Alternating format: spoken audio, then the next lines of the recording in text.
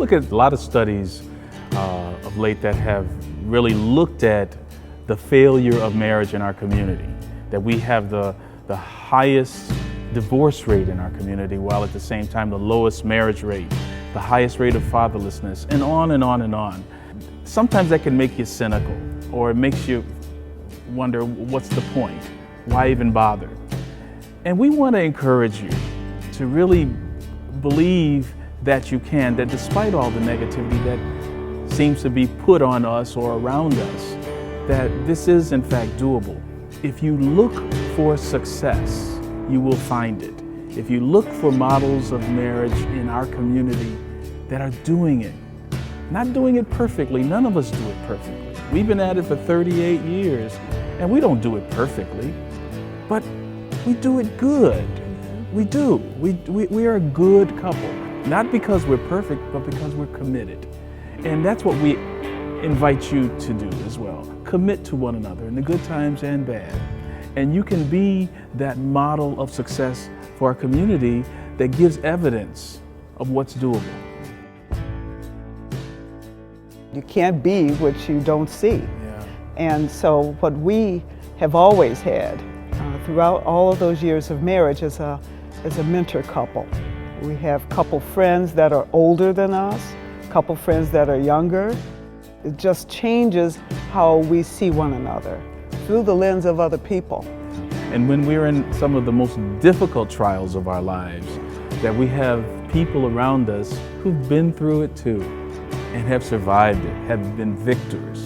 And it gives us more reason to believe that we can as well. Find that for yourselves. That's important to do, but be that for others. You know, that's part of your role as a sacramental union in the church. The people that you invited to be your best men and women to stand up for you in church, we call that accountability stakeholders. These people who are there for you, they are your stakeholders. The people in the pews are your stakeholders. These are the ones that you look toward for support, and they should be there to support you, and you have to be there to really show them that marriage is the right thing to do. The sacrament is something that I think a lot of us don't understand. We talk about the sacrament, we know that it's one of those things we have to do, but we have to also realize that of all of the 7 sacraments, there are 2 that are of service, sacraments of service, and that is, of course, holy orders and marriage. Know that you're here to do some work. You're here to serve the community, not just your spouse or not just your family, but to serve the community, the world. We need to see that you are here. We need to see you in church together. We need to see you representing. You have to hold up the sacrament of marriage.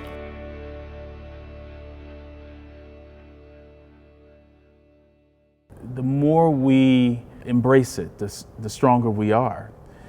Certainly, it's important for us to develop in ourselves good communication skills and nurture those dynamics between us as a married couple.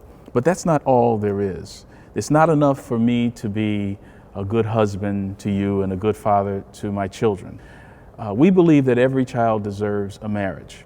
And in our community where marriage is more scarce, that means that we who are married, we got double duty, if not triple duty. We have to think about, how do we as a married couple make ourselves available to, visible to those children out there who don't have the benefit of a marriage in their lives, because we bring light to the community.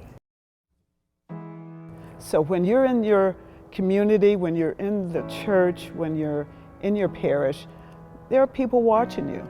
And the kids are going to say, wow, look at them. There's pride too that many people have when you're there together and worshiping together. The more we open our relationship, our marriage to the community, and embrace that accountability we have to our stakeholding community, the more engaged we are with each other. It's like the difference between trying to balance ourselves on a pin. It's easy to knock it over. Whereas if we balance it on a broader base, it's very difficult to knock over.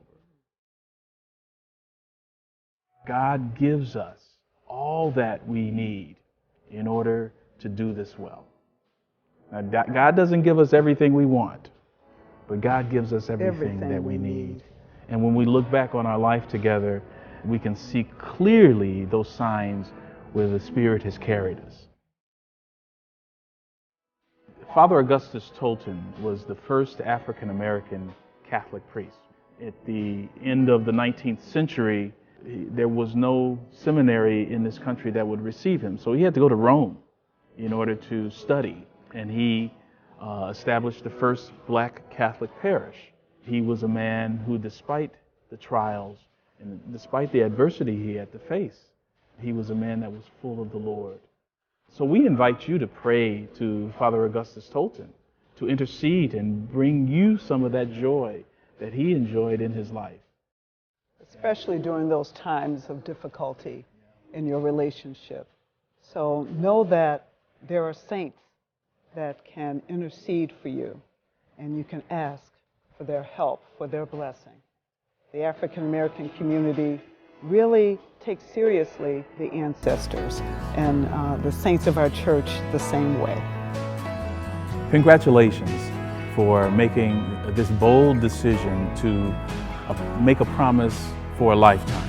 Congratulations to the community as a whole. We need black couples. We know that it's difficult.